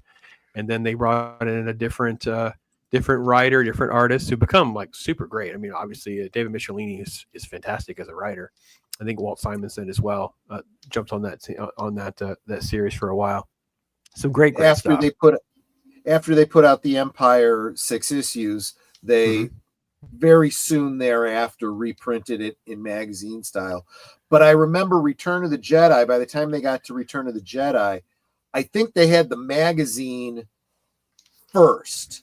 That hit the market before the film did, because I actually read the comic before I saw the movie. So I knew the ending of Return of the Jedi before I actually saw the movie. So technically it was spoiled, but I didn't care. I was a happy camper. I think the original Star Wars comics actually came out before the movie as well. Like I knew pieces of the story before I saw the movie, because I think they came out in April or May. But before the first issue, not like the whole series, not all 6 issues, but the first issue or so, because I knew about Biggs, because Biggs was in there's a panel of Biggs in the comic book, but there wasn't in the actual film. So yeah, those super specials, yeah, for sure. The oversized books. I have my first movie one, but I don't have any other ones. Yeah, Dwayne's gonna go crazy, Netter, because you're talking his language, talking about like things like Nexus and stuff and Badger. Yeah, they just love that kind of stuff for sure. The Badger, I got into that. A buddy of ours, he had mentioned the Badger. He would just, talk about certain like one-liners that's in there and all that. And I'm like, okay, I gotta read this now. And then I got hooked. So I literally, if you like Deadpool, you're gonna like Badger. Yeah. The guy's basically schizophrenic. He's got multiple personality disorder, and I mean, it's absolutely hilarious. We could do a whole stream on that sometime. Yeah, you should. But it's like we probably will. Yeah, I started collecting the comics and then realized I had a bunch of gaps. So naturally, went off to our local comic book store with the list. I'm like, I got up to this point. Can you help me get the rest? He was, well, I got some here, and then whatever you don't have here, I got a buddy. Yeah, I'll see if my buddy's got them. Finish my collection. Yeah, that's what I do a lot of that here locally. Obviously, it's become no secret that I do a lot of Loki's shopping, so just saves him the trip. Just put it together in a box and ship it to him and make it easy to get. But yeah, definitely good stuff. So, any other really big, fond, super memory you would think about with Star Wars, Boomer, that you want to share?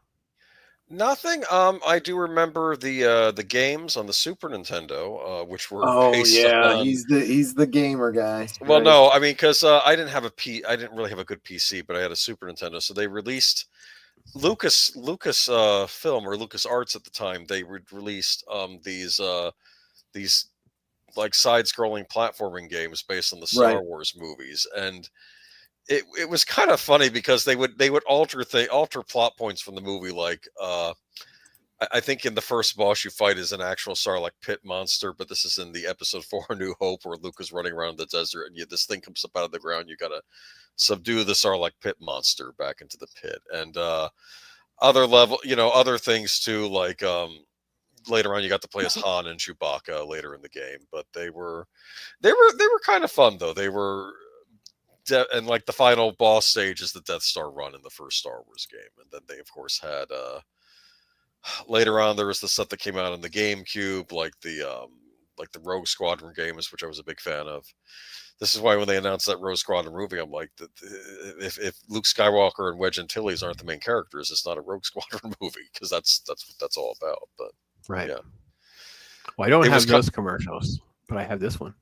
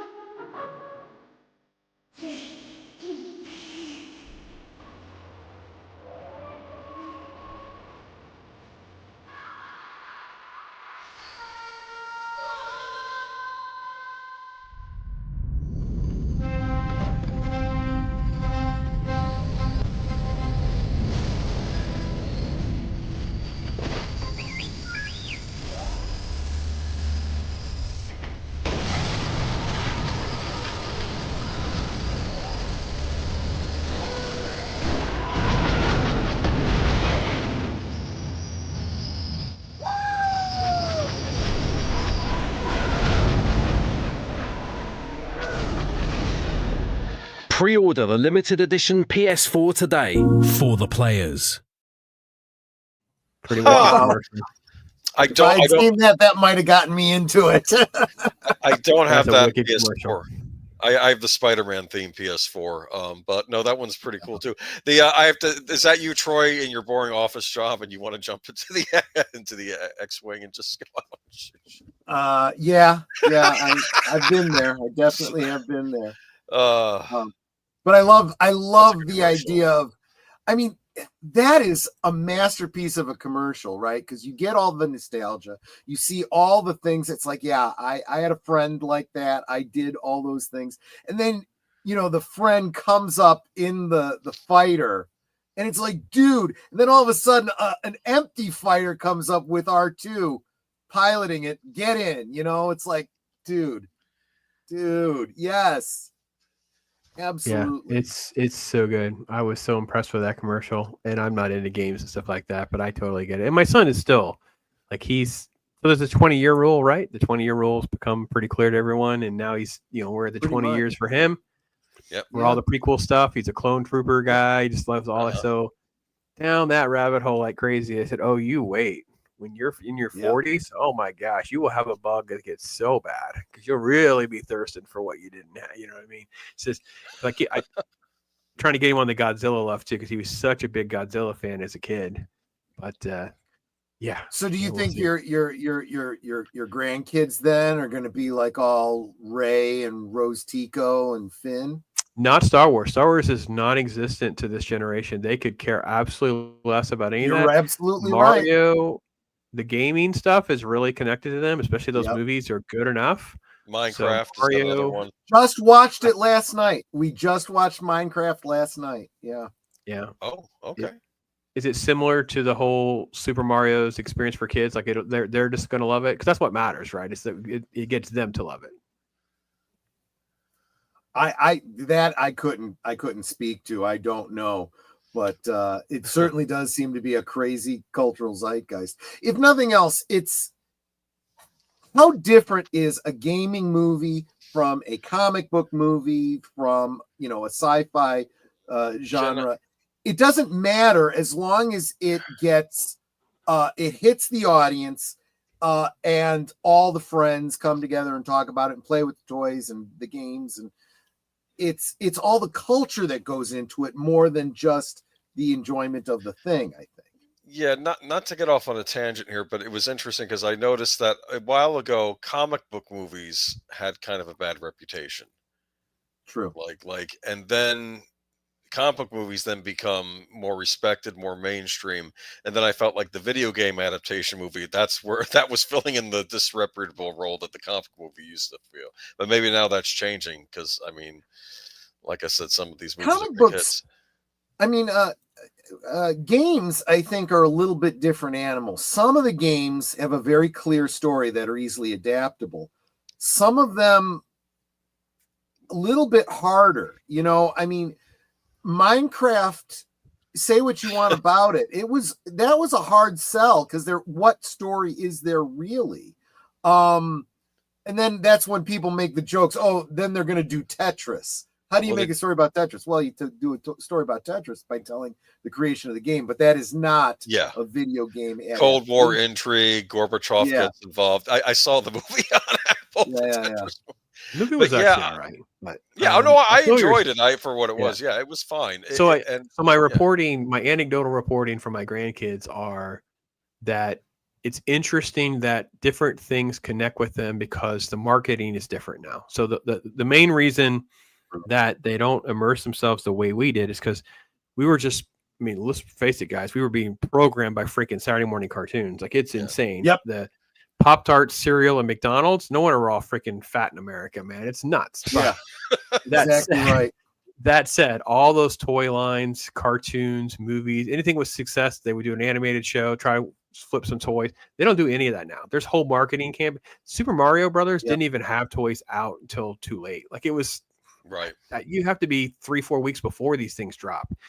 But it has survived. There's a lot of interest with the grandkids in the video game related stuff. So Mario for sure. Minecraft will be one, I think, for sure. I think some superhero stuff will carry over for kids depending on how old they were. So I think there will be a love for like the character, but I don't know how that will be 10, 15 years from now. But I feel like a little bit. It's interesting. The biggest thing we can't relate to, and I don't even know how to get my head around this because it just missed us. It didn't become a thing until the prequels.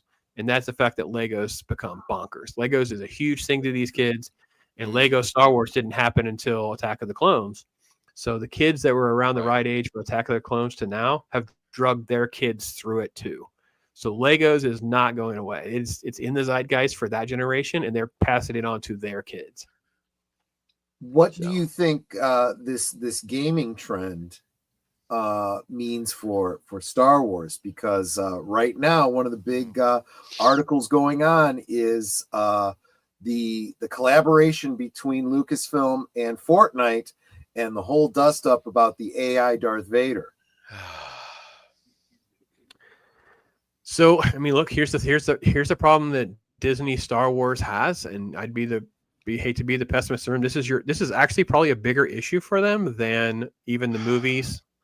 Is the games are so good, and people are so addicted to the worlds that they can play in. And we just saw this silly little this little commercial that almost gives me goosebumps when I watch it. Right? Yep. That you've gonna have to figure out how to lean into world building properly and all that. And get that right. So they're going to have to hammer all that out. They're not going to be able to stop the AI thing. They can obviously do AI copyright type stuff and make people take stuff down when it happens. But if you think that globally you're going to keep that under wraps, I think you're just silly.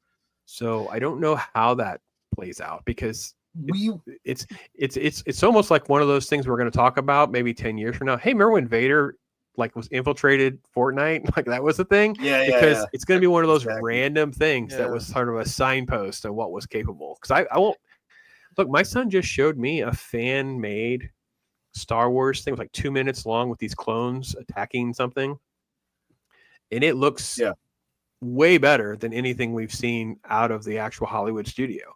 So I don't know how they put the genie back in the bottle. The technology's there. And the bigger issue will be, and again, I'm sorry to take this part of the conversation because it's not really Star Wars, but think about how much stuff becomes public domain in the next 10 years. It is nuts. Think about what happened with Superman, Popeye. Betty Boop's already kind of in public domain. Pieces of it are. There's a piece of Three Stooges already is. More of that. But obviously you start hitting like the DC stuff, where Superman, Golden Age Superman, Golden Age Batman. So the next 10 to 15 years, the world... these studios do not carry the IP control like they think they do. They just don't. No, they don't. Well, and I was just talking about this the other day. Friday we were talking about it on Last Call, where we were watching Star Wars. Well, we weren't watching Star Wars fan films. We were talking about Star Wars fan films, and I said that the politically correct, answer to who owns canon is whoever owns the IP. So Lucasfilm. But the reality is that is not true. Canon is decided by the audience and time. If the fans reject, as they have, the sequel trilogy, it is not canon, no matter what Lucasfilm says. It just isn't. And time will bear that out. By the same token, fan theories and expanded universe that is very beloved tends to get canonized in time because the fans refuse to let it go. It is always the audience that decides what is and is not canon. And that proves out with the Ewoks to a certain extent, right? They're there. We acknowledge they exist, but we're not really going to acknowledge it. Like they try to give the kids the droids cartoon, and by then we're all too old, and the kids didn't care, right? So right. I don't know. Yeah, you're right. I mean, and the that's irony why is, when I see the Ewoks, to me they are just they're vicious cannibal teddy bears. That's what they are. They're only cannibal if they eat each other, Troy. So stormtroopers are tasty. I'm just saying.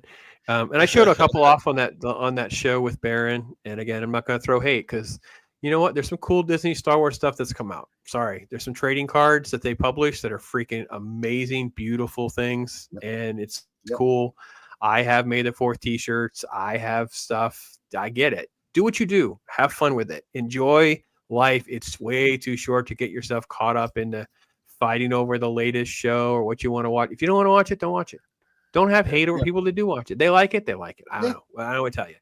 I enjoyed doing this. I'll let you guys go around about some stuff that's coming up. I just wanted to say, because I don't want to forget, that I will make it known I won't be doing this next year because Star Wars Day the 25th lands on Memorial Day. So that will not be a thing for me. I won't be doing that. but the year after is the 50th anniversary. So that might even be my last one. It may just be blowing up the 2027 one even more so than I normally do, because that's the 50th one, and say, listen, I did it for my part. We got to 50 years. What more could be said or done? I love it. I love the fact that I've compartmentalized it, because when we're done here today, guys, Star Wars comes right off. I have a shelf across from me that I look at. That's where it all is. That's not out year round. That and all the stuff behind me, which obviously I don't have my camera on because of the streaming, so I can turn my camera on. Not because I'm hiding from you folks that stream's not working great, but I have Star Wars stuff everywhere. All the comic books, everything up there. That's all Star Wars stuff except for I think the Turtles. Yeah, I keep the Turtles because they're signed. Those are the big ones that get signed, so they don't fit. Yeah, they're not the right shape, so they stay. All that Star Wars stuff goes away. Put it away. So 1 month. It's like a May is my thing. So focus on the positive. Focus on what you want to enjoy. So that is. Would you say, Netter? I said, but do you have a 6-foot Millennium Falcon? Yes, he does. She got me one of those Toys R Us displays. I've got Millennium Falcon Extraordinaire. Yeah, it's huge. It is huge. I thought of you, but they wouldn't sell it, so it wouldn't have mattered. The guy had the life-size Slimer in a store the other day. We were like, they weren't selling it though, but it was out with the stuff that's for sale. Like I don't understand. Yeah, one. You got a life-size Slimer? Cool. Yeah. Okay. All right, let's plug the sail barge. Yep. Let's plug the stuff coming up, what you guys are doing. You guys have crazy busy schedule, stuff that you guys are doing. So I'll just kind of turn it over, let you guys figure out how to communicate the crazy schedule that you guys have. We need a little TV guide thing we can just put out there. It'll be easy for all of us. I know. I'm working on that. I am working on that. Boomer and I later tonight will be on at 8 Central, 9 Eastern for Geeky Geezers. What will we be talking about, Boomer? We got a lot of topics tonight. Fortunately, we do have an in remembrance tonight for George Wendt, who passed away this week. We've got other stuff. I don't know if did this make it into the notes about Warner Media being downgraded to junk status? Yes. Oh boy. Yep. That's we'll be not talking good. about that for sure. And also the Borderland 4's guy, the Borderland 4 producer. I keep forgetting his name. How he said that, you should be happy with the $80 games. Very, very out of touch. Really tone deaf. We'll talk more about that tonight. What we really should do is give some attribution to Snarky J. She got into that and point. She was very middle of the road. She was, because I don't agree with her, but she was also, she understood that the way that was presented was terrible. Yeah, exactly. Yeah. So that'll be tonight at 8 Central, 9 Eastern. And then tonight at 11 Central, midnight Eastern, very special for me anyway, a very special on Deleted Scenes channel, Reserved Seats. I'll be his guest there to talk about my channel, my new show in the afternoons, Liquid Lunch, and a very, very special update about the future of my channel. So hopefully you can tune in and check that out tonight on Deleted Scenes channel. Monday, of course, as I mentioned earlier in the stream, members only. So you can become a member for $2 a month if you want to join us. Rewatch of the Harmy's Despecialized. So in other words, the original theatrical release of Star Wars at 8 Central, 9 Eastern on my channel with the feature streaming off platform. I'll give you the super secret membership link to the members. That'll get us started. You guys, I'm not going to take you through the whole week, but we got a lot going on. It's awesome stuff though. It's awesome stuff. Make sure you check out, I think I got the description right. Netter's editing my work now. I need to hire her full time. I probably can't afford her, but at least she kept me honest about my mistakes. I copy and paste a lot of stuff and missed a couple things. It's the second big thing that's happened today because I've had just terrible technical glitches and whatever. So yeah, I've got a lot of work to do on the back end, filling some gaps. But yeah, a little video comes out at 4 Eastern, 5 Central, which is me just going through an article about some of the obscure Star Wars characters. It's just me going through the list. I agree with some things. I don't agree with others. It's kind of fascinating to things that they would put on said list. I don't totally understand that. It includes some of the Disney sequel stuff too, which I don't even know some of the things. But reality is that's kind of fun. And then of course at 7:30 Eastern time, 6:30 Central, we'll be doing I'll close out my day with talking about Revenge of the Sith, right? 20 years later. It was a fun rewatch to revisit a movie. I don't watch them, so this is the only month I watch them in. So it's kind of fun to have one that we can kind of earmark and talk about every year. So, but yeah, it's been fun. I know we barely scratched the surface. There's so many other little pieces and avenues that we can go down. But I encourage all of you to just, like I said earlier, find things that make you happy, find things that make you enjoy it. And it's such a special IP that I will stand by the take. They saved Marvel. If it wasn't for that, Marvel would have gone broke sooner. It was the special effects game changer. How many movies like my wife and I just watched Flash Gordon. Flash Gordon would not have. That's what Lucas wanted to get made, and they wouldn't even do it. And then it's like it gets made because of Star Wars, right? So many things hinge off this crazy IP and the crazy journey it's been on, and who knows what the future will hold. And we're gonna plant the flag here on the old YouTubes and let everybody know what actually happened and what went on and some of our stories and stuff. Make sure you check out these folks. They're amazing people who've been with me on this journey too, and it's been great. So, man, I don't know what to say about all this. What is it? What's I want to buy my own. Whip, stir. Oh, it makes me laugh. So if you haven't checked out my shorts, go ahead, Netter. No. I was going to say, if anyone is interested in being a guest on Thursday Things, I'm currently looking for guests. Just send me a DM over on Twitter. If you want to grow your channel, that's my expertise. Trying to get everyone from my community to sub to. I've helped grow some channels that way. Together we grow. Or maybe there's something you're just really passionate about that you want to talk about and share with others. I said, DM me on Twitter. We'll get you on a Thursday. It's always 9 p.m. Central, 10 Eastern. So, yeah, just let me know. It's absolutely awesome. So great hanging out with these folks. It's been a blessing. It's been a blessing for sure.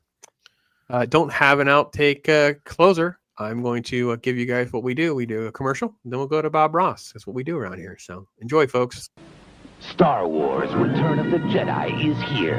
From it, Kenner brings you 65 incredible Star Wars action figures, each sold separately. And now Kenner reveals yet another from the dark side of the Force, the Supreme Master, the Emperor, and he's yours free just by sending 5 proofs of purchase from any Star Wars action figures to Return of the Jedi, Box 596, Young America, Minnesota. But hurry, this offer will end.